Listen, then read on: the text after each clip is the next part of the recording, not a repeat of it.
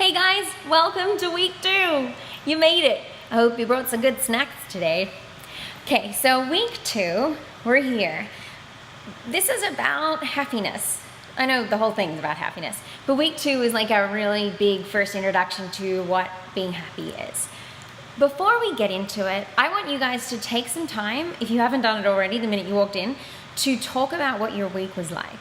Whether it was because of the meditation, like you had trouble with it, or you found some interesting things from meditation, your grateful list. I'd really love you guys to get into the habit of, at the beginning of every week, sharing a couple, like maybe one of each day of the things you're grateful for. Because I find that when I share it with people, I'm even more grateful afterwards. I was like grateful when I wrote it, and even more grateful when I'm telling someone. So maybe go around the circle and find one thing from each day and share it with each other if there's a comment or anything, but try not to take too long on each one, as I probably would if I was there. So talking about your meditation, how did it feel? Any troubles if you found a better app, or whatever you want to share about meditation, if it was boring, whatever you want, but I promise it's worth it.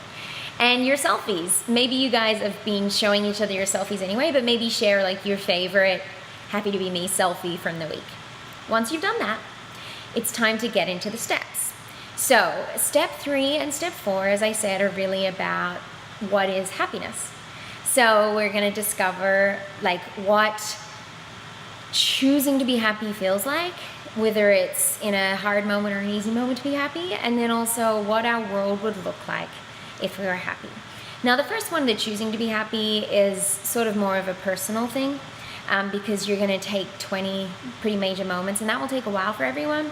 But when you get into step 4 and you create this amazing world, I want you guys to share your world. You don't have to share everything, but I would love it when you guys have finished each writing your world out and the 5 minutes is up.